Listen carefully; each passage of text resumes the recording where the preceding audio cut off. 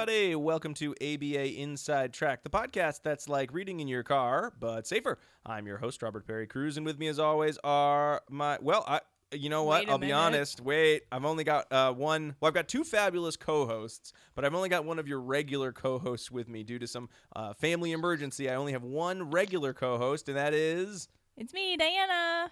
And then was very fortunate that we had a special guest lined up. But our special guest, you're going to be promoted to special guest / co-host for today. So we have three people, and it is... It's me. It's Nick Green. I'm honored to have the special guest role today. Just my benefit by a family emergency. I appreciate it. Hi, Nick. Thanks for joining us. Hi, Nick. Yes, thank you. So we were very fortunate that we were going to be talking about getting up, getting moving.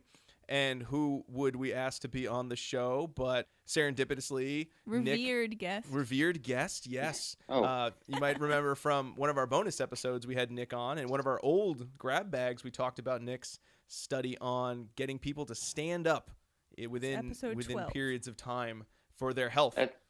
That's right. Getting up and moving is super important. The catchphrase, sitting is the new smoking. It's out there. Got to be active all the time, guys. Yep. Yeah. That's a good catchprise. It's catchy in that. I'll do. I'm fresh off a conference from the weekend, and it's the old journalists, use the sitting as the new smoking, and so this will be my PSA, my public service announcement of, the numbers shake down to when you have a bunch of people in a study and you count up the years, who's alive at the end. Smoking a cigarette ends up taking 11 minutes off your life. Whereas too much sitting or sedentary behavior, for every hour that you sit, you lose 22 minutes out of your life. So mathematically, If you look at it that way, sitting is actually kind of worse than smoking. So if you're listening to this... So you should only smoke standing up. That's exactly right. Okay. You can cancel it out that way. Yeah, you can do all kinds of fun numbers. But the statistics when you start looking at them are kind of alarming. And so that's kind of been my kind of calling here with getting people moving. So I'm happy to share what I know about everything I've learned to the articles we're going to discuss today. Awesome. That is awesome.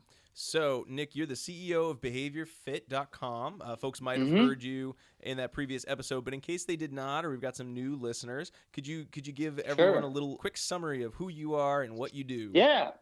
So, again, my name is Nick Green. I am a third-year PhD student at the University of Florida in a behavioral health and technology lab where we study healthy behavior change. And health is a result of either doing a lot of good behaviors or doing a lot of bad behaviors. And so we can measure those things. And so I'm lucky to have an opportunity to study research at UF. My business I have my BehaviorFit company and website where it's really infusing my passion of health and fitness with organizational behavior management and behavioral science of trying to get people to move more, in which, I'm really passionate about starting a movement about movement just so people can have healthier lives.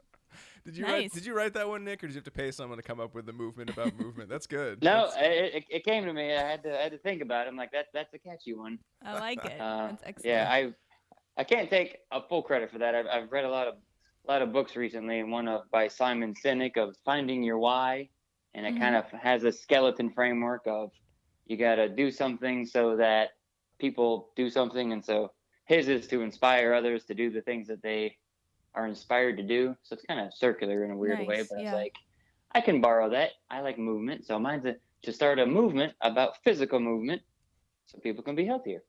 Excellent. That's awesome.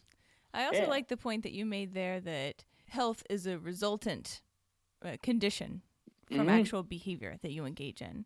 And I think that's a good point to make, right? So that health or weight loss can't be your dependent variable in your study, right? It's sort of a collateral outcome of actual behavior change. So I think that's a good point to bring up, because sometimes you'll hear people say, I want to study weight loss. I want to do weight loss. But weight loss is a result of engaging in presumably more exercise or better eating habits or something like that. So yeah, that's exactly right. And, a lot of the times we might not think about measuring those healthy behaviors because they're new and different to us. We're not formally trained in them. So it's just a matter of kind of looking just a little bit deeper about, how is health what we're looking at? Do we want to increase, decrease blood pressure? Whatever it is, it's going to be a result of our activity levels, obviously some food choices and whatever else our bodily environment is made up of at that time. Right. So like right now in my house, I have about 20 pounds of Halloween candy. Yeah. Yeah. That's an estimate. It's going down every day though. So that's the good news. Well, yes. That's good. Your environment's changing, I think. Right. I think it's good. Yeah. I think there's a recent analogy, for just talking about like health in general. It's like food and the magic bullet, pill and things like that. Of like this one food item, is that going to be, the change?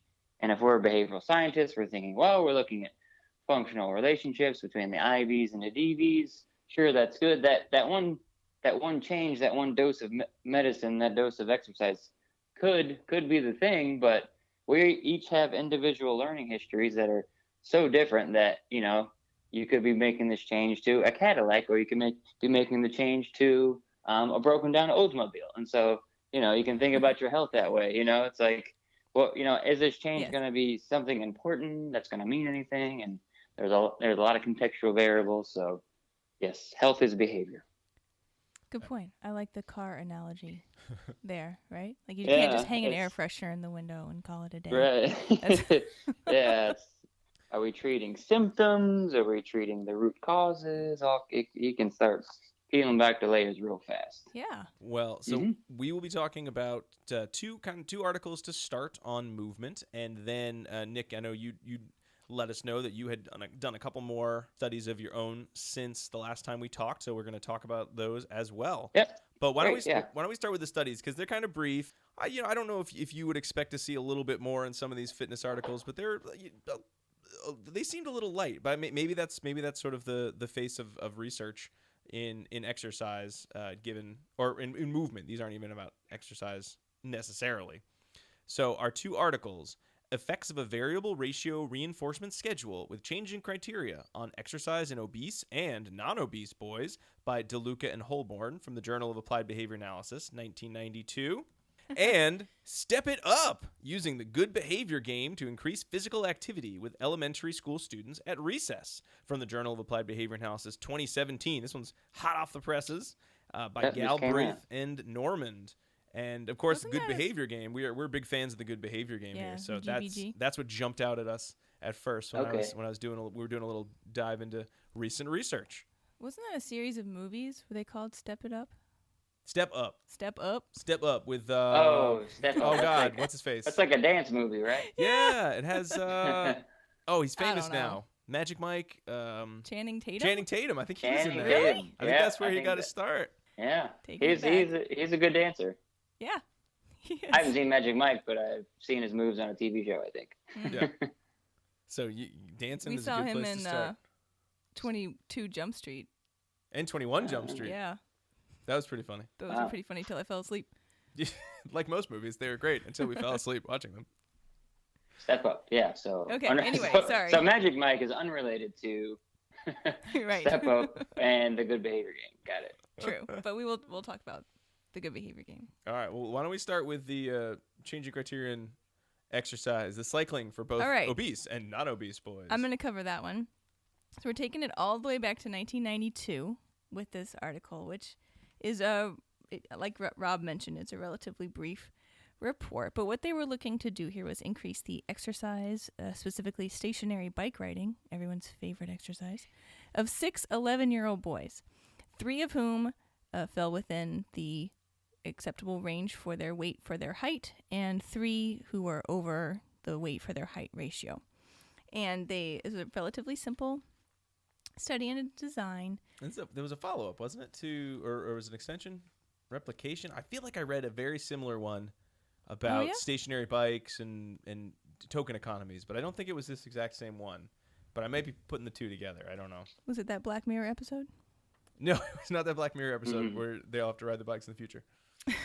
that hasn't happened yet in 1992. Right. Okay. Yeah, they cited a lot of their previous research, the DeLuca 85 and 90 studies. That's probably it then. Yeah. About FI schedules, or in this study they looked at VR schedules. Yeah, here was a VR. So they had their stationary exercise bicycles hooked up so that they could measure the number of responses, which was the number of what is this Revolutions? called? Revolutions? Yes. The mean revolution. So Thank you. The pedal going around the cycle. Yeah, there we go. The mean revolutions of the pedal. How many radians was that, Diana? Do you remember? No. That's all I remember about that unit in math is the word radian. And it's a circle thing. It's a circle thing. It's a circle thing. That's funny. I don't know.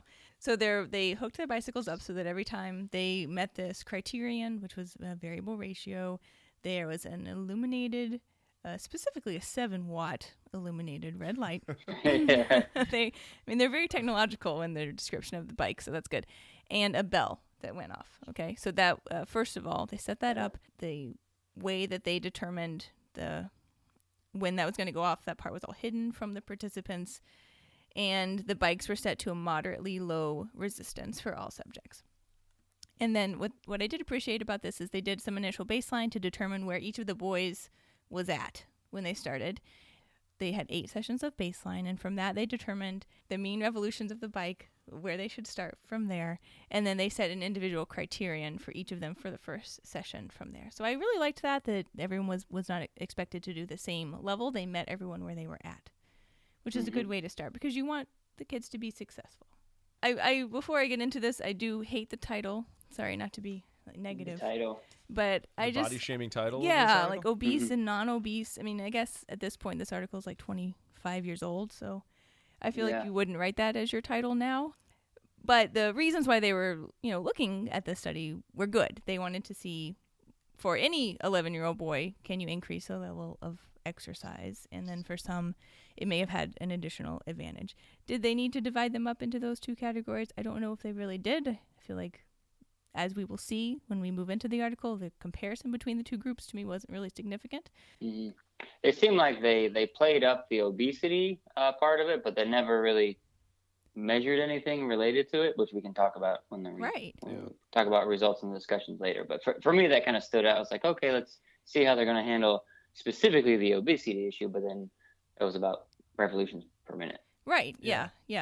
And, everyone started at their own pace, which was good. So there was some differences in that, which perhaps were related. But it was, just as in anything in behavior analysis, it was all individually tailored, which I think was a good thing. Their initial instructions were just exercise as long as you like.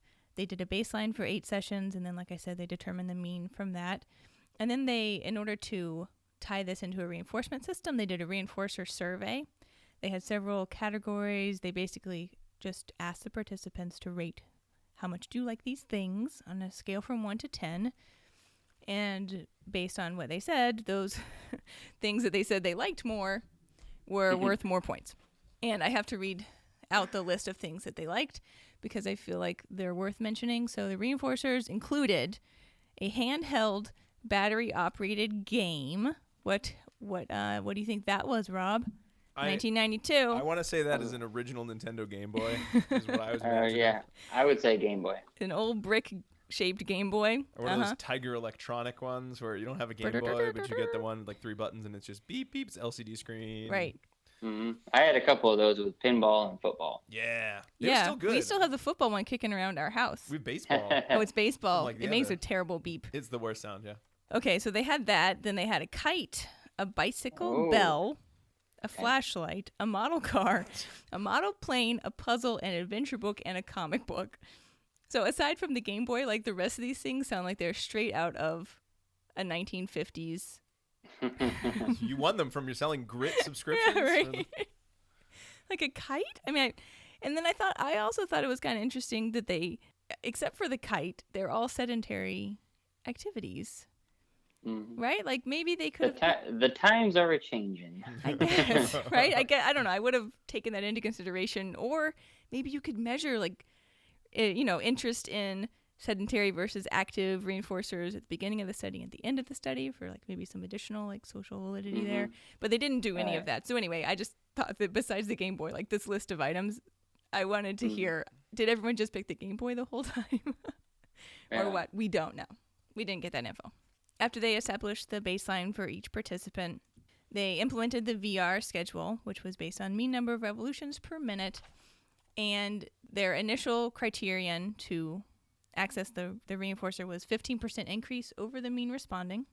So, for example, if there was 60 they give you some math examples, which is always helpful, right? So if it was 60 revolutions per minute, then the goal would be 70 revolutions per minute. And if it was 70 revolutions per minute, then it would be approximately 80 revolutions per minute. So that was kind of helpful. And then they told them every time you hear the bell ring and the light go on, you're going to earn a point. And then at the end of the session, they told them how many points they had earned and the cumulative total to date. But what information I had a hard time figuring out here was, when do they actually access the reinforcer? Mm-hmm. Yeah. Does anybody know? I just thought it was at the end. And again, I might be thinking of the this study article. went until summertime. Like, did they? No, but they would just get they'd go through it and they'd see how many. They check the revolutions and then they were rewarded after that. Yeah, maybe it wasn't in there. I don't know. I just sort of assumed it was a great job. You rode your bike, you hit your goal. Now you get 5 minutes of Game Boy. Here's your but I don't know. They don't specify that I can determine. Just at the end, they were told the bell. Each time the bell rang and they met the goal, they'd receive a point, and then you'd accumulate them. That was it. Yeah. So sometime you get to trade in, but I don't know exactly when. We will assume after they rode the bike. Mm-hmm. At some point in the near future. Yeah.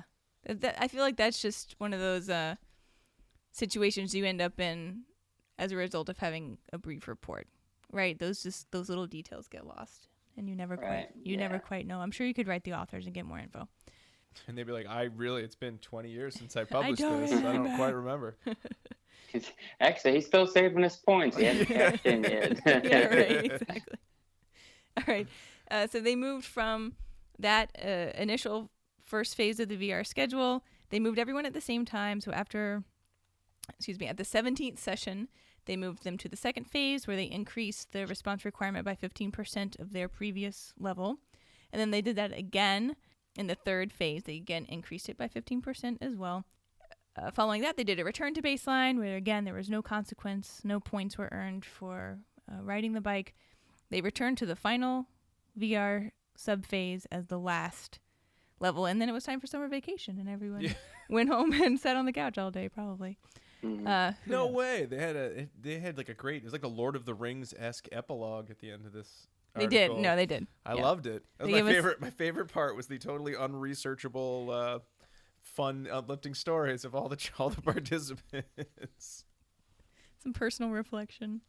All right, so can I just make a point on the dependent variable? Yes, please. Quick? Yeah. I think it would have been. I mean, the technology might not have been there in 1990, probably when they conducted this study. But if we're looking at the actual magnitude of the revolutions, it would have been useful to maybe look at heart rate as well, because we're looking at a revolution, so like one cycle, revolutions per minute. Everybody's around between like 100 and 140 by the time they're done. So they are like sitting on that bike and just like going to town. So averaging over 2 bike pedal revolutions a minute. That's pretty fast. That's fast. It would be, if we're looking at exercise targets that, as they're based on updated recommendations, by today's standards, it would be important to see like what their heart rate was. And because that's the real kind of marker of fitness here. And if it was at a low friction or resistance level, I mean, they could be spinning, but there could be no actual cardiometabolic benefits here that's happening. Because I think we've all been on those bikes where, there's no resistance and you could just spin, do it all day.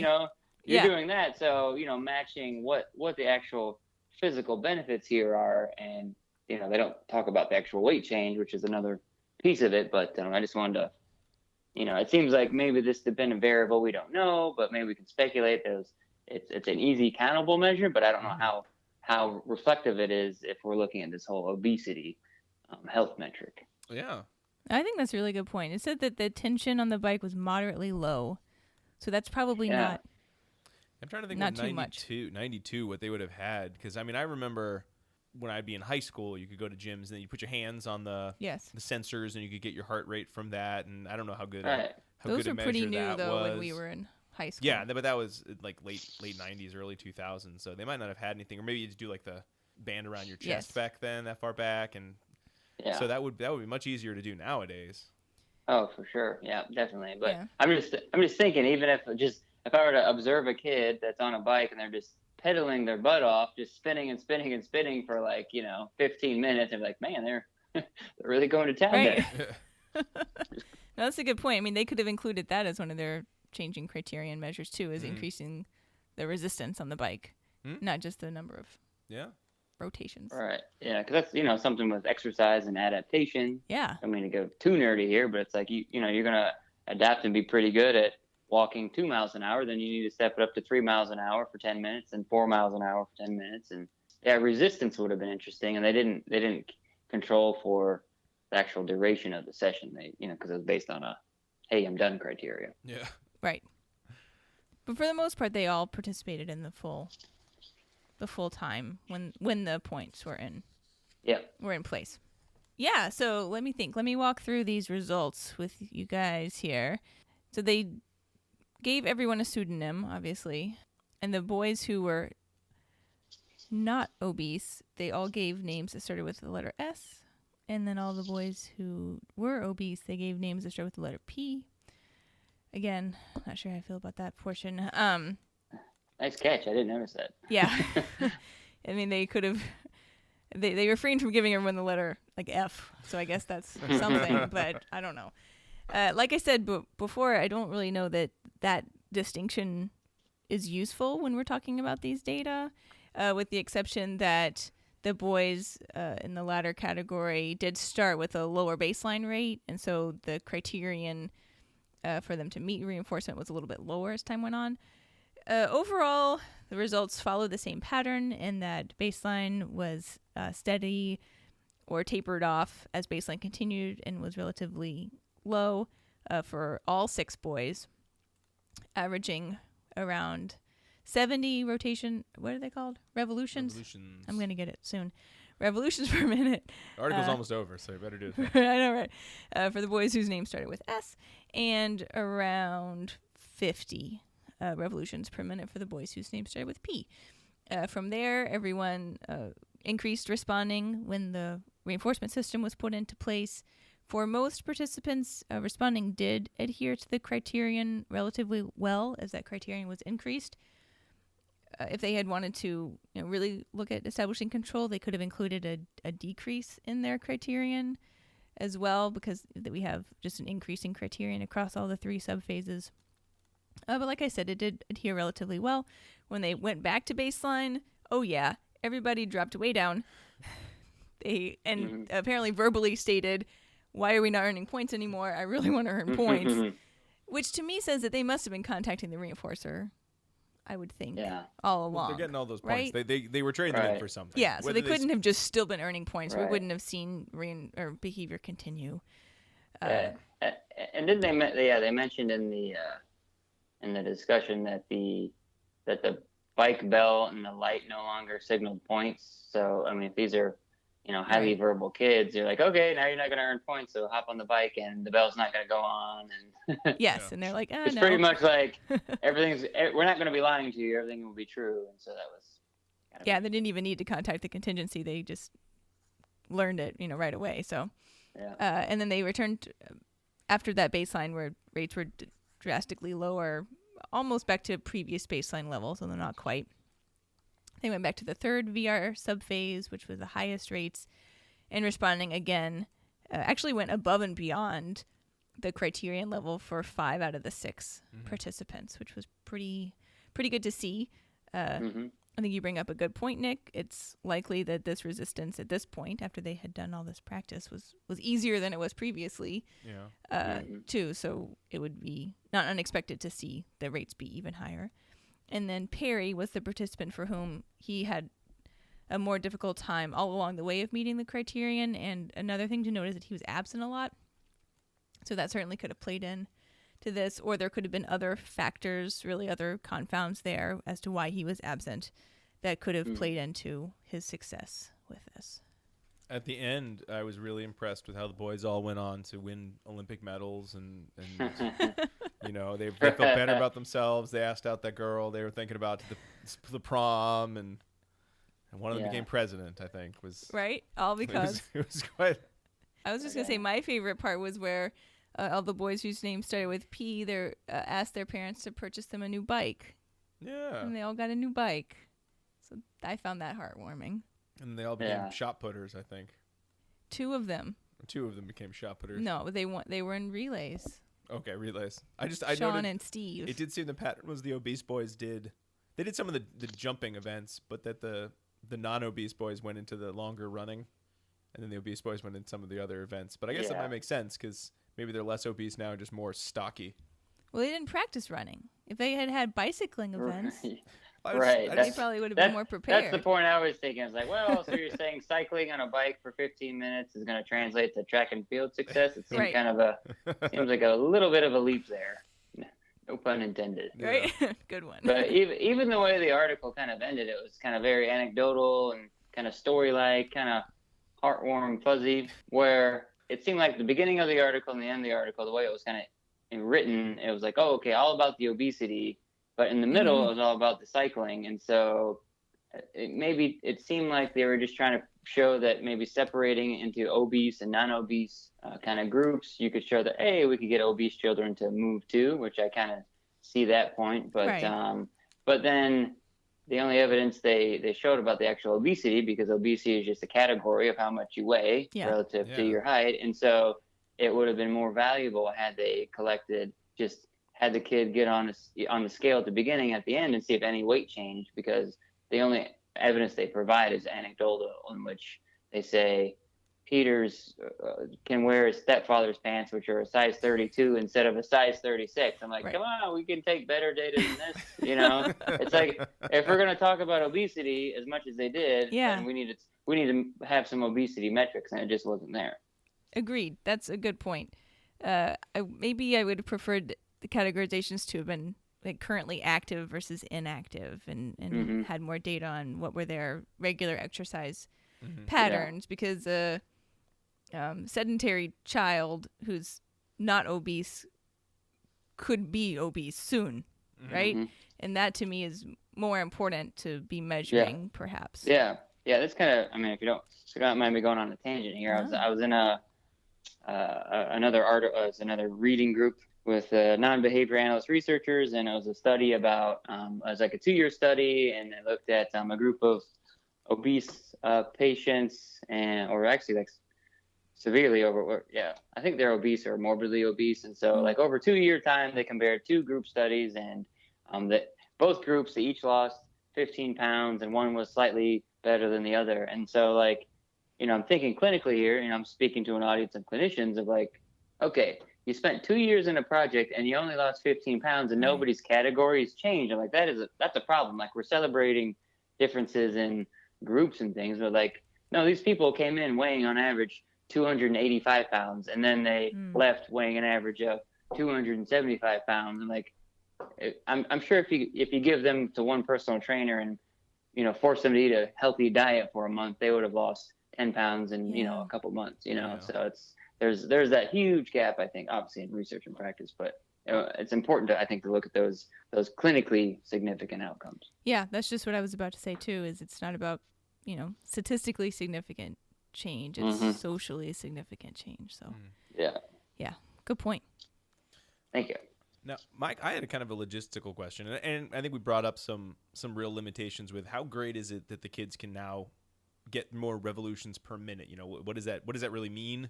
But in terms of just, let's just assume, well, if these kids weren't moving as much and now they are moving more, that's probably, that's in the right direction, whether or not it's a significant real life change. Something like the setup they had in this, where there was that kind of gamification of the bells and the light on. Is that some sort of commercially available add-on that you could do to your bike or your treadmill? Because I read that and I say, oh man, I would love to have something like that. Because if I run, I go outside now, but when the winter coming, I don't want to go outside when it's going to be freezing cold, and I know that's going to change the response effort to running 2 miles is now going to be significantly higher. But running on a treadmill is super boring because it's not nice outside. It's not as much fun inside. Is there something that would give me some of that ringing bells and all that jazz? Oh yeah, for sure. Even better. Are you guys familiar with the Tour de France? Yeah. And the terminology, the Peloton. No. Which is the Peloton is like the name of like the big group of riders that are all kind of in the lead. I think if there's cyclists out there, feel free to correct me. But then there's actually there's a branded like stationary cycle called the Peloton, which is it's an upright bike, but it has a whole video screen on it, and you like compete against people, and it has all the bells and whistles in it. And it has wow. it's like a simulated Tour de France, like in your living room. Oh, and that sounds cool. So I mean, I imagine that would have all the gamification because it has video and simulation, and you can stream live, and you can do other workouts I've seen on bikes too. That like it's a everybody who is on this cycling program all will take like a live spinning class together, like virtually, just like everybody, like you take we're all talking to each other now, or you can meet online through video. It's like video conferencing, but you're on a bike and you're competing against them. So I think that might capture your bells and whistles gamification. Oh, cool. Yay. I might have heard about this actually now that you're like elaborating on it. And, and I hear the word that you're saying, which is like a French. I've seen some treadmills too that have like videos and simulations that you can pretend that you're like walking or running up hills and you're with a trainer that's like in front of you, and it's all like a video and everything. So the technology is getting super sophisticated, way past a red 7-watt light bulb. That allows you to train it in for a yo-yo and jacks. Yeah. Great job. Have this Game Boy from 1992. You play Tetris. That game's great. Are you thinking about doing like a pure replication all the way down to the reinforcers? Really probably become very costly to have to find some of these old reinforcers. All right. Anything else to say about our revolutions per minute in our cycling? I think the takeaway here is that this reinforcement system worked well for these preteen boys, regardless of their current weight. However, removal of the reinforcement system produced pretty significant decreases in the behavior. Nick, is that pattern true? Because when I always think of exercise, I've always sort of said, oh, but at some point you'll get the runner's high, or you'll have those physical changes that just make the act of exercising so enjoyable. But in reality, is that similar in other research that like we got these pro runners and we got them to run even more, and then we took away their reinforcement, and the pro runners were like, we don't want to do this anymore. Boo. Oh, right.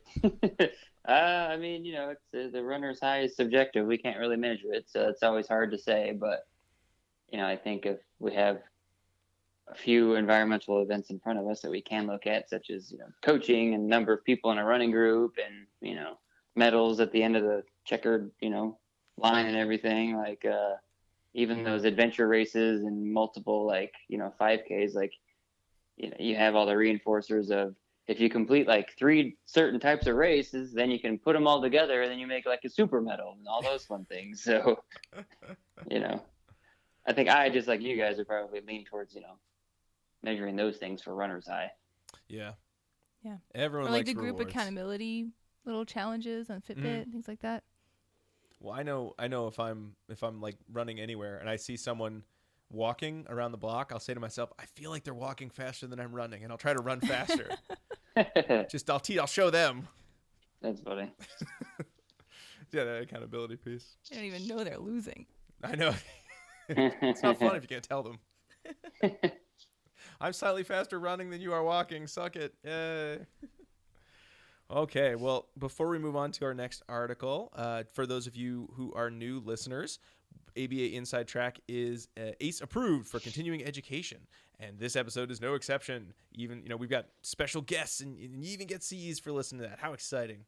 So you will have to listen to the whole thing, and you will have to apply on our website, abainsidetrack.com, with 2 secret code words that you'll only know if you listen to the episode, because we're not going to tell them to you if you just email us and ask for them. And the first secret code word is AMBLE, AMBLE. I like to amble from place to place because running is much too hard. But as long as I'm not sitting, I'm probably doing okay. I like the physical activity themed word password. I like it. I can't wait to hear what the second code word is. That's right. It's usually either themed to the episode, or if I watch something from The Simpsons, I'll just quote some Simpsons thing. So that's the pattern. If someone wants to crack the code. The secret has been okay. That's funny. It's 30 years worth of Simpsons to choose from, though, so it's not that easy. All right, so I guess it's time to move on to our second article, Step It Up, which that is how it is written. That is how we will have to pronounce it. Written by Channing Tatum. This is the good behavior game to increase physical activity with elementary school students at recess. So if you've listened to a couple of episodes, we did a whole one on the good behavior game, which is, again, usually if you see it in research, it's about decreasing disruption in the classroom. So typically you have it's a group contingency where you have, 2 teams, 3 teams, some number of teams. And there are set rules. So if you engage in behavior X, you call out, you leave your desk, you get a hatch mark on the board. And at the end of the period in which the game is being played, if you have less than the number, then your team wins. And multiple teams can win, or only one team can win. And the prizes are typically pretty straightforward. They're not as much fun as battery-operated electronic game. They're usually stickers, or you get headphones. Or you seasonal pencils. Yeah, seasonal pencils come up a lot. I guess based on one article, Young et al. From 2005, in which there was a good behavior game in which one of the targets was physical activities for 6th graders, our researchers decided, hey, I wonder if we could use a modified version of the good behavior game to increase physical activity as a very specific goal, because this old article, it hadn't been their main goal. They were looking at weighting, off-task, and motor activity, which I didn't go back and find the 2005 study, but those seem like 3 very odd choices for targets, but they'd been very subjective. So they decided, so our current researchers, Galbraith and Norman, said, let's just look at the physical activity. And much like we talked about with our bikes and how technology has changed, instead of just sort of doing subjective physical movements, they actually got pedometers and put them on all the kids at recess so that they could actually track their total number of movements. Approximate, because pedometers, approximate. Like old school pedometers? Or like Fitbit wristband thingy. These are no. I wrote down the name because it's very fancy. It is they use the Yamax SW200 DigiWalker pedometers, which they mentioned has been validated for use in research with children. Okay. So this is the real deal pedometer. So it's not kids just shaking their foot. I mean, I guess they could probably trick the pedometers. No matter how good your pedometer is, there's going to be some way to sort of futz with it. It's not an exact science, I guess. No, these are verified, so I believe it. But they're verified for use in research, and there was a researcher out there the whole time at research. At research. At research. At recess. At research time. Okay. So in this case, we have our good behavior game, and the goal here was taking 20 students from a 3rd grade classroom, and they were just looking at the number of steps for each class during the recess period. And they'd get the number of steps from their Yamax SW200 DigiWalker pedometer. And then they would divide the mean step counts by the duration of recess, because if any of you have been to recess, it is not always the exact same amount of time. It was anywhere from 12 minutes to about 13 minutes to about 16 and a half minutes. So they're looking at mean step counts. So you'd have your 2 teams. So they pretty much just described the pedometers to the students. They let them use them for about a week before they started, and then they just randomly said, you're in Team A, kids, and you're in Team B. And they left it the same throughout the study, so through baseline and through the use of the good behavior game. And in baseline, they just went to recess. The kids ran around. They had their pedometers on. They got their mean steps, and that was all. Nothing special happened. Then when they implemented the good behavior game, then they got belts to signify what team they were on. They explained the rules before the first day of playing, and they pretty much just said, everyone, if your team takes the most steps, you win a raffle ticket. And the experimenter just stood outside at recess, and they had a motivator in their own pocket to signal them every, variable time 3-minute schedule, just to prompt the use of rules. Don't forget, the team who moves the most will be the winner. So this was really their biggest modification, because as they mentioned, the good behavior game, you typically are going and finding someone who's not following the rules, and you say, Billy on Team B is not, in this case, he's not moving anywhere. But rather than do that, find that kid who's, sitting down on a bench and go over and say, oh, you're not moving, they just sort of decided, well, we'll just do this arbitrary rule reminder statement at these variable time schedule. So that was the big difference. Seems pretty different from the regular good behavior game. And that's kind of my big point, is this really almost doesn't feel like they're using the good behavior game. They're just using a group contingency. I wasn't quite sure why this would fall into the category of good behavior game. Hot topic. Because you just call it that? Because you call any group contingency in which there's winners and losers good behavior game? Because that's not group contingencies have been around forever. So we can come back to that. Okay. But that was really my big eyebrow raising moment with this whole study is why is this the good behavior game? It just seems like just any other group contingency.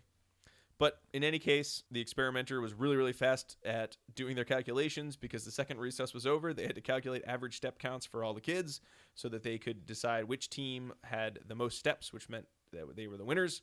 They'd get a badge, and then later that day, they'd trade in the badge for lottery tickets. And then later on, they'd have a lottery in which they could win stickers, snap bracelets, crayons, and coloring pages. And unlike normal good behavior game protocols, the only way both teams could win is if the step counts were within 50 steps of each other. Which, again, that sounds very... I'm not sure why they chose 50 steps. I don't think they mentioned it. So it seemed like it would be very hard for both teams to... potentially hard for both teams to win. Unlike the regular good behavior game where you hope it is easy for everybody to win. And usually through the repetitions, most of the teams start to win, all of the time. That's why it's such a good treatment. I have a technical question with this. I'm not as familiar with the good behavior game. Maybe you already answered it, but if you have two teams that are competing and it's both an interdependent group contingency, is it still technically an interdependent group contingency? Because there's not it's not a goal that they're all trying to reach. It's like it's beating the other person. So is it really the group contingent? Because they're not working on something together. Well, their scores are together. So I guess if you had to categorize a good behavior game, it would probably fall closest to that, to the interdependent. So everyone wins or loses together. Yep, everyone has because everyone has to reach the goal, which is get out of your seat less than 5 times, gotcha. Or 3 times. Okay, so maybe here it could be like the separate point. So with their measure here with the steps, the pedometers are closed and they don't have feedback. In a typical classroom setting, don't the students typically have feedback with points on the board or something so they know where they lie? Okay, I think that's the thing that I'm hung up on. But even if they don't know until the end. Yeah, but even if they could look at their pedometers later on, we're getting into the results, but you look at the ratios of the steps and you see that there were a couple kids that really tanked their pedometers. They did way worse. I don't want to say way worse, but they moved way less when the good behavior game was in effect than when it wasn't in effect. So you'd have to be comparing your pedometer to other kids and trying to figure out what's yours, and I don't know if you could meaningfully actually get good feedback from your pedometer. I mean, I guess you would see I ran this many steps and that seems good and figure it out after a couple days. But I mean, these are little kids. I don't know if they would be able to track their own steps. We're talking about the Yamax, but I mean, if there's a will, there's a way. If you had technology, if you could have all your Fitbits funnel into a digital scoreboard and you could see all the steps funnel up in real time, I think that would be like a technological upgrade. Right. Yeah. Sure. Well, that makes me now you're making me think of those Yacker trackers that they put in some school cafeterias where you've got the green, yellow, red, and depending how many decibels it is, it starts going up. So some sort of board like that where it's looks like well, it would be like the scream counter in Monsters Inc. Yeah. That's what it would be. Yeah, except for scream steps. counter in Monsters Inc. Right. That's exactly what I'm thinking of. Yeah. Okay. Anyway, so I didn't mean to digress there. No. That's a very good point. When you get into it, just is it technically then a group? That same. Is it apples to apples or apples to oranges here? If it seems like from what I know about the good behavior game, getting feedback is such a key component of the group contingency. Because the kids have to be able to tell each other, hey, I mean, and it's not. I think the jury's still out as to why the good behavior game works compared to some of the other group contingencies, or doesn't work as well, or works better. Okay. But I think the underlying thought is there is some component of social pressure of, hey, you are failing our team, and you get that feedback so you can respond to each other. Mm-hmm. Whereas in this, the kids have no clue. I mean, I guess if they saw a kid who was just sitting on their duff, eating an apple or something when they're supposed to be up and running around, you might be like, come on, let's play, let's move around. But, because then, maybe this would be fine grained. You have a minimum criteria for it to be an interdependent group contingency. Everybody needs to move at least 500 steps. If not, then even if your team beats the other team, not everybody was moving, so then, you could be intermittently reinforcing the people sitting down. Yeah, and that's sort of what it came down to, is because some of the kids seemed like they really did not move very much. And so I mean, I get why they didn't do the, hey, kid, you're sedentary, you get a hatch mark, because no child moves constantly. As much as I'm sure those of us who work in public schools might think that children just never stop moving, every kid, you know, they run and they play football, and then they sit and talk to a friend for 30 seconds or a minute or so, and technically they're not really moving, so they would get the hatch mark. So you couldn't really use that as the rule. Rule for the kids, because they'd all be failing really fast, even though they're moving. So it wouldn't have been effective. I don't think it would have been very effective in that regard. Yeah. So let's see. So where were we? Oh, they also did social validity. Hey, and they had a bunch of statements. Did the Step It Up game increased physical activity on a Likert scale of 1 to 5? The intervention seemed simple to implement. I would want to try implementing this game in the future. And I thought they asked everybody, but then when I read it again, I think they only asked the classroom teacher her thoughts on the whole process. Is she the one having to add up all those pedometers? No, that was the experiment. I don't know how, because that's 20 kids. You're averaging all those numbers together. Well, they just give you all the pedometers, and you use a calculator. A calculation's that fast. No matter how much it seems like you're just adding and then dividing by 10, it always seems like it should be. It seems math is hard. Doing it fast, like it's going to take a while. But hey, it's hard. The kids were patient. Dividing by 10, I know. It's hard. Oh yeah, divide by 10. Maybe that's why they picked 20 kids. I imagine they had like an Excel spreadsheet open, so they just punch in the data. There you go. There it is. When you look at the results, so we've got kind of sessions and sessions by mean step counts per minute. What you saw combined results, the kids were going about 78 steps per minute during baseline, and that jumped up to 89 when the good behavior game was in play. Team 1. I don't want to call them the big losers, but they pretty much lost almost all the time. They went from 81 steps per minute in baseline to 85 during good behavior game, whereas Team 2 was 74 steps per minute to 94 steps per minute during the good behavior game.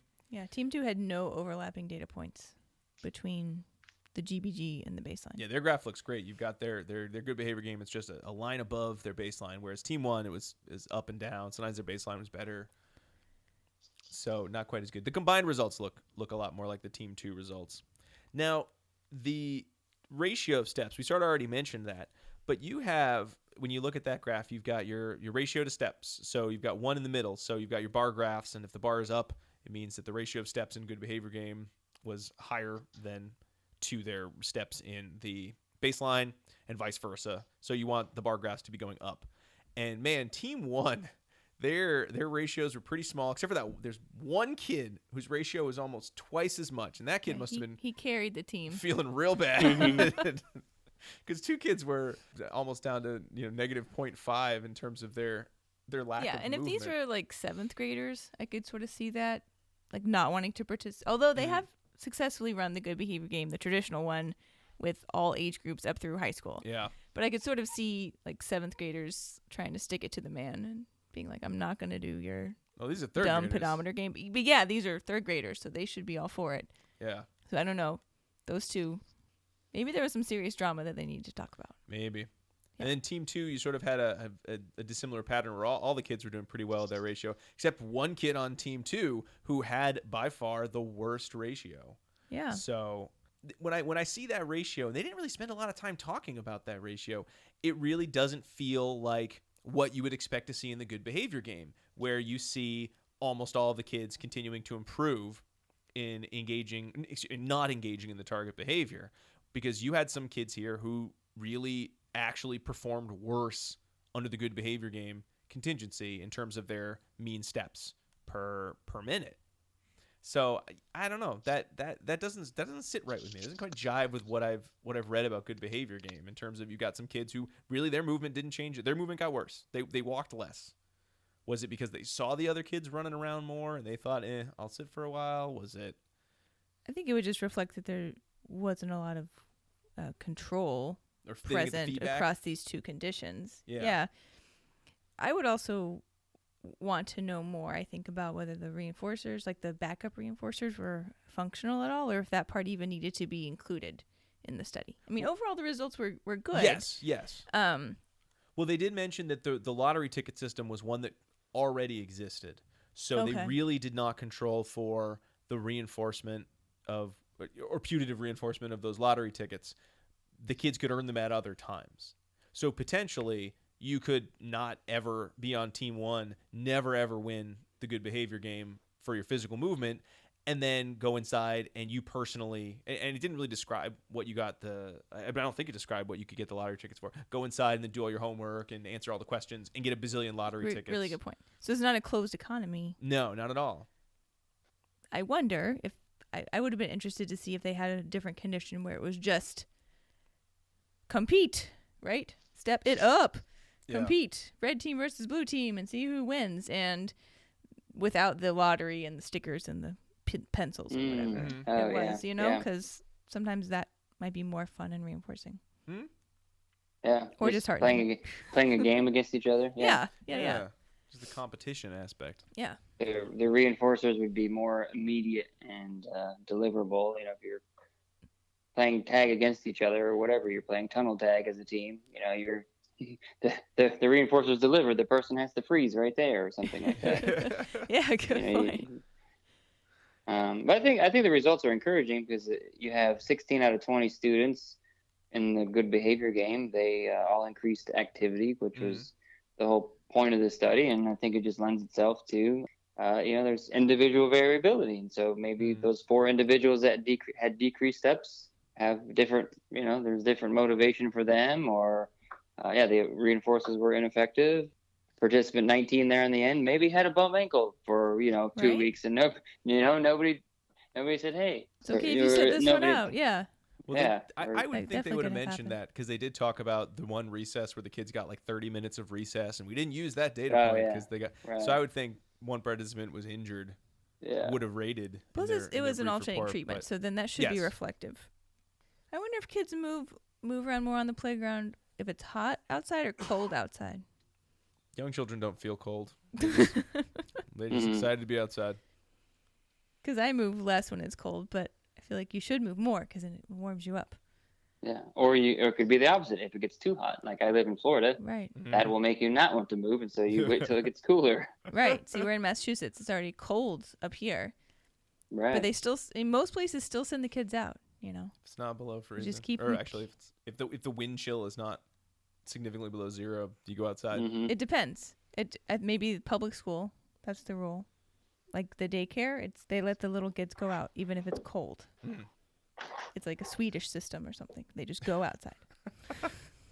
Oh, the great Swedish. You'll get used to it. Just go. System. Just go play. Yeah. They just keep them going out, which I think is good. Yeah. If you live in New England, you might as well get used to the cold.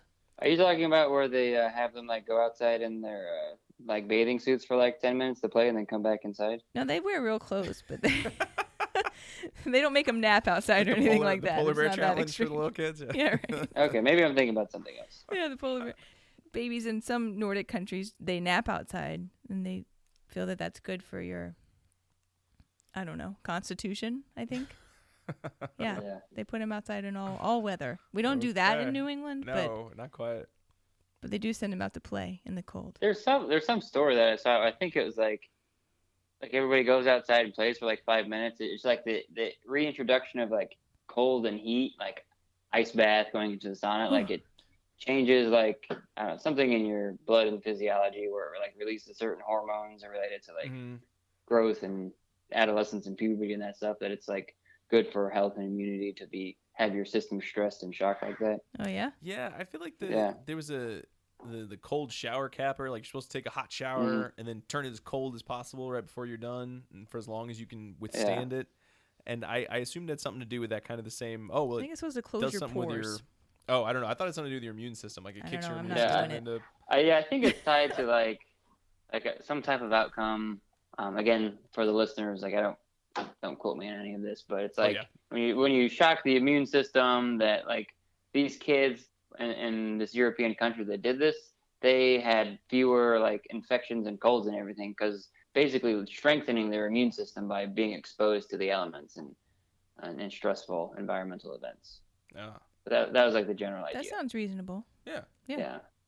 More reasonable than whatever is the example of, because it was good juju or something you were saying. Right? Yeah. Maybe that wasn't so scientific. Good for their constitution. That's what you said. Yes. Yeah. All right. Well, good behavior game has some effect on increasing physical activity. I'd like to know a little bit more about the why it's working and how you can improve it, maybe with some seeing your score on the board, see how that affects. But It's a good start. A good start to I one. think it's a one good more question tool. to be asking. Yeah, definitely. And there's a lot of different ways we could ask it. Before we go into our last segment, why don't we take a short little break, stand up because we've been talking for a little while, walk around, and come right back.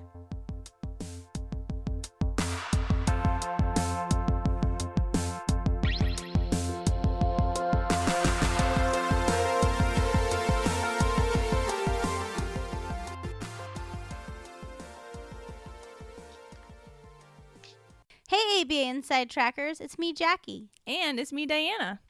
Jackie, I'm really excited to be joining you in this commercial because I've also started my career path at Regis. Yay! Yes, that's right, folks. If you want to start an exciting career in applied behavior analysis, you should check out the Master's and Certificate program in Applied Behavior Analysis at Regis College. You can learn from both Diana and me. Here are some interesting facts about our program. 90% of our 2016 graduates passed the BCBA exam during their first time taking the exam. We think this is a really great testament to the program. We started an on-campus autism center in fall 2017. The center provides behavior analytic services to children diagnosed with an autism spectrum disorder right at Regis College. The center will offer employment opportunities for some of our graduate students. Students working at the center will receive partial tuition remission. We also offer opportunities for paid clinical placements and graduate assistantships starting in the student's first year. So all of our grad students are currently working in the field either part-time or full-time. Yes, we help students identify their practicum placements because we think it's imperative students receive excellent training and experience in the application of behavior analysis. Therefore, we screen placements to ensure students receive high-quality practicum placements. We are approved by the BACB to provide intensive practicum. Students complete at least 750 hours, but most complete much more over the course of 3 semesters. Across that time, students complete a professional portfolio that includes completing a variety of application exercises, such as conducting assessments, developing behavior plans, training curriculum, and more. This portfolio functions as a way to ensure students are learning the essentials of being an effective behavior analyst and is a great way to showcase your work at job interviews upon graduation. I love it. Students enroll in 2 courses per semester and graduate in a little under 2 years. Our courses are offered in traditional classroom and hybrid formats, which enables a student to focus on one course at a time while still completing the program quickly. All of the faculty are PhD-level BCBAs with strong applied and research backgrounds in ABA, and all have published papers in respected peer-reviewed journals. We ensure small class sizes so that all students receive personalized attention from their professors, and advisors are easily accessible to meet with students. There is also an invited lecture series at Regis, which involves inviting outside experts in ABA to speak on specialized topics relating to practicing ABA, and these are really great opportunities for students to learn from a variety of experts in the field in addition to their professors. And last summer, we completed an international service trip to Iceland, which we plan to do every other year. Although we train students to work effectively with individuals diagnosed with autism, we also have opportunities for students to work with individuals with a variety of diagnoses and typically developing individuals as well. In addition, the coursework covers the broad applications of ABA with respect to solving socially important problems. There are opportunities for students to be involved in faculty research as well. We have a great location. We're just 12 miles from the center of Boston. So check us out at www.regiscollege.edu. See you there. Keep responding.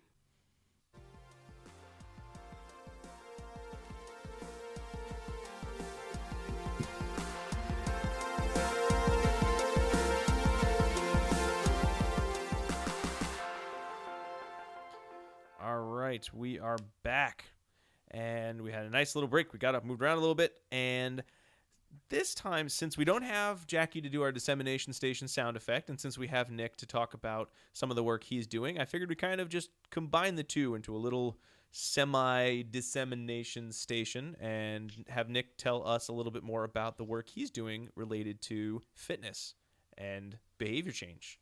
So, Nick, what have you been working on in the past many months, I guess? Yeah, the past month. I can kind of give a little review, a review of previous episodes.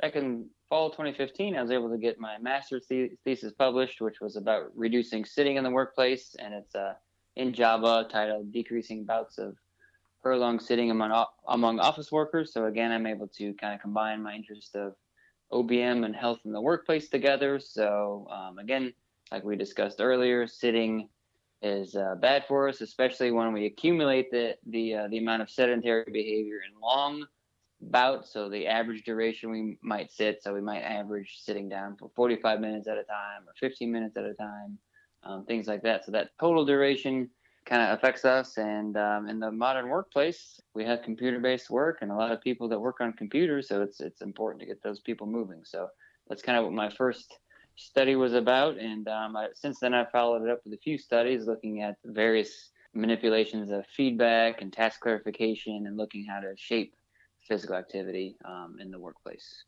Awesome. Right. Do you want to tell us about those? Sure. Okay. I don't know if you guys had any specific questions about what I said so far. Well, you were talking about fitness in the workplace, you said? Just general like health and activity in the workplace, because it's important to kind of move regularly throughout your workday. So we're kind of stuck, I say stuck with, but the best saying so far about sedentary behavior is to sit less, reduce your total time, and to move more. So kind of break up that sedentary pattern every 30 to 40 minutes. And that's kind of what my research is focused on. So I'll measure an individual's activity levels with a Fitbit, and so I can break up their day into like 30-minute bins and see how many steps somebody took throughout their work shift. And I look at those data, and then I give them feedback based on like, hey, you had 6 bouts of activity today. Let's get it up to 7 bouts. And so I've looked at how being specific about like how many steps. And so I have a manuscript right now that's been submitted to Java, actually. So if we have any editors in the audience, feel free to hit approve. Yeah, so it's just really looking at how consequences in the workplace with healthy behavior change impact and help people move more versus focusing so much on the antecedents, and what's what I've kind of found that a lot of public health campaigns and things like that, there's a lot of heavy on the, hey, if we just set up, give everybody standing desks and give everybody reminders and tell them how bad smoking is and teach them how bad sitting is, and they'll get up and move. And it's like, well, that doesn't really work for everybody. But right. if you give people some feedback and tell them, in a group of people that are interested in moving, tell them how they're doing, like they tend to get up and move more. And so with my data that's in submission, I've been able to have some decent results. And so it's been very, very exciting to see, and I've learned a lot along the way. So where I work, the printer is nowhere near my desk. I have to go upstairs to the other end of the building. Yeah, the environment. Right. To use the printer, and the same is true for the water fountain. It's upstairs to the other end of the building. Right. So initially I was like, this is super annoying, but now I think that it's a good thing.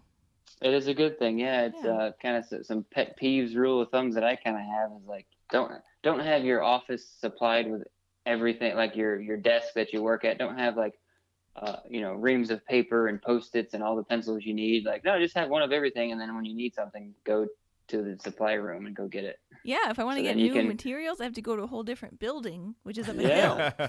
Right. Yeah. It's not terribly efficient, but it is good for. Well, you just have to retrain yourself to say like, hey, this is actually beneficial for myself. And so when you start seeing just the basic things like that, like those opportunities, and then you can start transferring those ideas into like other opportunities. Like today, driving back from Miami, we're taking a coffee break, and there's 100 chairs to sit down at, but there's like 4 standing bar height tables, and it's like, well, I've been sitting for an hour, so let me take the opportunity to stand and drink my coffee for 15 minutes before I go sit for another hour. So once you get in the habit and routine of doing something real basic in the office, it'll quickly, if you like what you're doing, if you like the effects that you're engaging in, I think they'll translate well to other areas. Yeah. I know, Nick, the last time, or I think it was your original study, when you were looking at the workplace, I know one of the conflicts that came into it is that sometimes your participants would get in trouble because they were getting up and moving. Oh, yeah. Have you found that to still be the case, or are workplaces a little more sensitive to, oh God, everyone's sitting too much and that's really bad? So yeah, I must have previewed that, but I'll go over it again. So at the time, this was the second project I had going on where the work contingencies, so the support from management, can tend to override any type of little feedback a researcher may give participant on their activity, and that's the real world. That's what we're working with. And so the contingency was just the natural one in the workplace, which is actually very punishing, was that if you're just away from your desk, you had the opportunity to just get written up because you need to be working there diligently, kind of like a worker bee. And I had a participant that was just going to get a drink of water unrelated to my study, and she got written up for being for just being away from her desk. And she told me, anecdotally on the side, that she's like, and I looked at my productivity metrics and I was like above where I needed to be. So it was just a very aversive environment. And unfortunately, there are those that people work in that those are gonna overrule any type of initiative you might have going on. But you got those issues, but then you also have other work responsibilities. Like one participant is a receptionist and can't physically leave her environment because she needs to be warm and welcoming to walk-ins and things like that. So having a prescriptive, hey, everybody sit less, move more, that's good for probably maybe a good chunk of maybe 60 to 70% of managers that have autonomy in their job can freely come and go, let's say. Right. That rule may not work as well for people that are lower on the ladder and have jobs where they're stuck to a phone, they don't have Bluetooth, things like that. Like all those things have been popping up, which I've been discovering over the past couple of years. Yeah, you must just kind of bump into a lot of those real world barriers a lot more, because you think about it, you're like, I read the research, it said do this, and then that's never the same as what office culture really looks like. Yeah, it's been a real interesting kind of fruitful area for me to work on, where it's like, okay, I want to figure out how to do research well, but I want to solve a problem that I'm interested in, which is this whole sitting thing. But it's and you got to figure out how to get the data. So the Fitbits, that's been pretty good. Right. Yeah, it's like I'm kind of on the path to figure, if I can figure out in the year and a half that I have left, like who's going to be the best population to work with that would be the most responsive to my intervention of just like feedback and goal setting, and maybe a little something else, maybe some type of contingent reinforcement. Reinforcement's good, right? And so it's like, what I'm kind of discovering, it's like somebody that needs to be in, maybe in their job for a couple of years, has, values health, of course, that's why they'd opt into my research, and maybe a couple other characteristics. So then I can identify, okay, those are the common things that you have to have going on for just this, package to work. And if you have X number of you don't have a good, your manager doesn't support you, and you have other very restrictive work contingencies, like you have to stay at the front desk, things like that, then you could almost kind of navigate of like, okay, well, the kind of classic OBM, like you have to have support from the top and say, okay, well, this population of workers, you need to have these supports in place, and if not, then you can't expect them to be active, because the workplace is the environment in which they behave. Have you ever thought about looking into some of the money that that gets lost through sick days, or through people complaining about, I'm injured, or my back hurts, or any of the injuries, and I think it would be hard to make the case, and because they didn't get up every hour, all these horrible things happen. But you could say these things are correlated, so maybe you're losing this much money. But does that ever kind of cross your mind, or is that sort of outside the realm? I've thought about it a lot. I've actually I've written a couple articles about this, so I'll have to link it to your guys' notes after we get off the show here. Yes. So I think just from a behavioral standpoint, when we're looking at productivity metrics in general, most of them are just delayed. And so common business metrics are going to be sick days and absentee data, which is sick days, or presentee data. Have you guys heard of what presenteeism is? No. So presenteeism is when you go to work, but you're not actually doing a very good job at work. So you might show up and so you might be there typing at the computer, but you're not like getting anything done. You could be sick or thinking about a family emergency. So you're present, but you're not getting your stuff done. Where absenteeism is you're sick in the hospital, things like that. Oh, the presenteeism is a hidden cost. Yeah, so it's people are showing up, they're not getting any work done, and so that can be formally measured. Term. So when you look at the productivity data, then so a company might take productivity data and look at our function of these types of variables of presenteeism and absenteeism, and how much work you put out and everything. But those are really best suited for large companies that have analysts that can go into their corporation and do these audits and figure it out, and then you get these numbers of this thing in our company is costing us, or let's say low back pain is costing us $100,000 a year because we have all these employees that are getting hurt on the job or they're sitting too much, and so you have to have a large data set.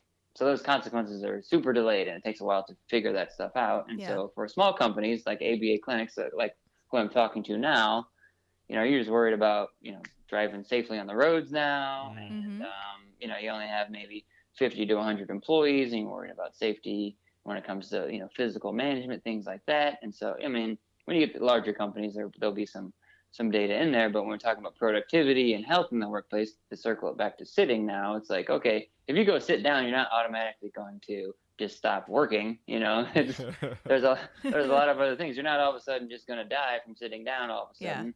And all your paraprofessionals are 24 years old. They might only be in the job with you for a few years, so you're not likely to see the repercussions of that sitting. Yeah. Yeah. And so I think a lot of the times, I kind of liken this. You see all these blogs that kind of have the, hey, 13 hacks to improve your productivity, and, turn the lighting down, open a breeze, light a candle, those type things. It's the productivity we're actually interested in is the here and now, what's happening immediately. But the data that actually matches up to productivity takes a year or two to figure out. So there's a big disconnect there. And so now you take that issue of productivity and try to plug health into it, then it complicates things even more. Okay, now if I'm sitting too long, then you can actually start feeling the pain, you get low back pain from sitting in an awkward position. So when you stand up and walk around, and this is well documented in the ergonomics literature, that it is the easiest and most common way to relieve back pain is to kind of stand up and walk around. Yeah. And so that's it would be a negative reinforcer for us that, hey, we did something, it removed the pain, so I'll keep doing it. And so eventually, if you get into this standing and moving more kind of revolution, my movement about movement, then, you get stronger back legs, and you might do it a little bit more. And then it has the side benefits of you're increasing blood flow, and then you can think better because your brain has more blood, and you can breathe better. And so those are kind of the informal benefits that are just super hard to quantify, but most of the people that I've talked to, they get oh yeah, once I stand up and work, it's a game changer. Yeah. So Nick, have you done any, either in research or sort of just looking at the impact of, say, the standing desks versus the traditional desks? Have you looked into that anymore? Because I know you were getting the rep as the standing guy last time we talked. Yeah, I haven't done anything formally. My colleague Julie Slowiak, she's been doing some research with her lab up in Minnesota, Duluth. I'm looking at specific productivity typing versus as it relates to standing still versus sitting versus walking a treadmill, with a research typing task. And I think she's been writing that up or submitted it, so hopefully it'll come out soon and we can all take a peek at it. Yeah. I know she specifically has done some things, but I haven't. It could be something I could squeeze into a dissertation that would be an interesting kind of antecedent intervention to examine of okay, you get somebody who wants to move more. Just because I give you a standing desk, and I have another post on this, standing still all day isn't great either. You still need to leave your desk and walk away. And so you still have to compete with I'm only going to write one more paragraph or one more email. And then 2 hours later, you see you haven't left your desk and you still need to get around. So it's not about the standing desk. It's about, moderation and breaking everything up. And so I would like to get there if my time allows. Yeah. I'd like to think but it's a very, very important kind of real world application question of, hey, standing desks are great, but other research that's coming out just about the adoption is you see the adjustable ones that are mechanical and go up and down that, hey, after a while, people aren't using them as much anymore. So that could be a whole nother business opportunity. Like, okay, you bought health for your employees. You bought them all standing desks. Let's see if they're actually using it. Are you measuring them? Yeah. A desk that just automatically goes up. and comes back down, and you just keep following it. Right. I have seen some kind of innovative ones that have like timers built in and like just start like moving. It'll be in a sitting position, and then like after a while you haven't moved or manually brought it up, it'll like stand up automatically. So that's got to be a different experience if you're typing and all of a sudden your computer starts. Yeah, right. Wait a minute. Going towards the ceiling, but that sounds infuriating. Yeah. I think I would rather stand all day or sit all day than have to like occasionally like, oh Jesus Christ, where's my desk going? I gotta follow it. You're right. Yeah, I mean, gotta go back. It might be okay forth. Unless you have like a bunch of like hot coffee and stuff on there. You're like, oh my god, all your papers are like flying everywhere. Up, That's what really I'm picturing. Mm-hmm.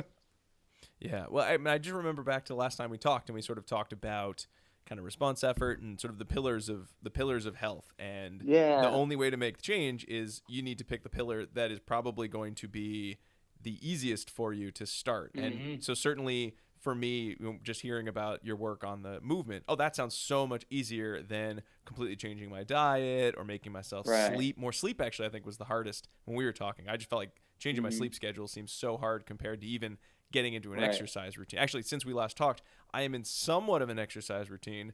Someone had a standing desk they didn't use, so I was like, I got a new desk, and I said, I'll put the standing desk on top. I'll try that out.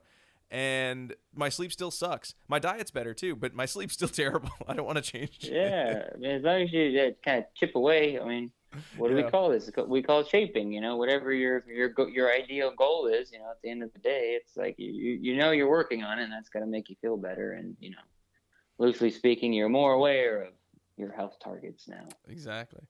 So I know that the movement was really kind of one that for a lot of workspaces probably be one of the easier entries into better health. Have you thought about, are there other areas that either like businesses, or if you've had folks talk, I really want to get like our office or our floor to do a big exercise group together. Has anyone come to you with a problem of that caliber? Yeah, so I've been kind of working with a couple companies here and there with different interests. One I can kind of think of is, hey, we want to start like a wellness program. We want, we have a company, it's a telehealth model, and not everybody shares an office, so it could be difficult to get everybody together on the same page. And you could see like you want to build some community, but you don't have like, hey, we can't get everybody together for group yoga, at the same time. And so I kind of have been working with this group, and I'd say like, okay, you started a Facebook page, but like, what's the reason for the Facebook page? Like, what are you guys trying to get out of it? And the main thing I think, just with kind of shaping with the pillars, it's like there's tons to do. You could hire a cook, you could have a personal trainer come in, but I think the biggest thing is kind of starting small and simple. Like, what is it that you can maintain at a decent frequency over the next couple weeks, couple months, that would be an easy and noticeable change, both for you as an individual employee and for the company, because we all have day jobs and we're all doing things. I'm doing research and writing all day. You guys are doing this awesome podcast and doing your clinical work, so it's like you can't do everything at once. But what's something small that you can you start with? And so I think starting there with companies has been pretty helpful so far. Take yourself, Rob. Do you work in schools? Do you come and go, or do you have a standalone clinic? No, it's schools. So I come and go. So I go to different schools. Okay. And I have a lot of opportunities to move. That's for sure. Okay, but you have, other employees within the company, right? Mm-hmm. Mm-hmm. Yeah. So for you, it makes sense if let's say you're the champion of health in your organization. That's like, hey, I want to get healthier because Nick told me to, and that seems to be seems like a good reason to do things. And you say, okay, well, let's make a support group, and then you got to find out, like, well, what different areas of health are people interested in? Are people interested in more food? Are people interested in health? And that'll, you're just getting feedback for your environment. But again, being super, very small, because even with my own blog, like I just started with a blog, and then I learned about how to do a website, and then I learned about, maybe putting all this information together in a workshop, and then that helps fuel my research and things like that. So it kind of all snowballs and relates, and we all have kind of different career goals and everything, but just starting small, and you can never know, you never know where it could lead. Obviously with healthy behavior change being at the forefront. Exactly. Well, Nick, we've been having a great conversation here, but I think it's about time for us to wrap up because we are taking up all your time. I know you said there were no time constraints, but I also don't want to take advantage of. Oh no, you're fine. No, it's good. You can never pass up good conversations. Exactly.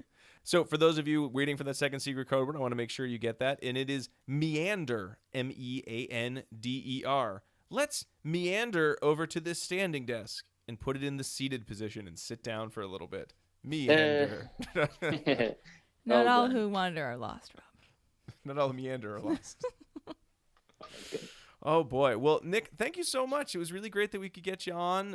It was kind of short notice. It all just kind of worked out, and then you got to be a guest, and you got to be our secret guest co-host for today. Yeah, it was super fun to talk about some research with you two and think about it just with different angles, and it was really fun. I enjoyed being a co-host. So if you ever need me to fill in again, I'd be happy to do it. Excellent. Awesome. Well, we will hold you. We hold all our guests if they say they'll come back. We're like, oh, well, you're contractually obligated. It's taped now. So again, Nick, where can everybody find you online? Yeah, everybody can find me at www.behaviorfit.com. That's all one word, BehaviorFit.com. And you can email me directly at nick@behaviorfit.com. And I'm pretty active on Facebook, Instagram, and Twitter, and LinkedIn. So you can just Google /BehaviorFit, and it will pop up, and you will find me.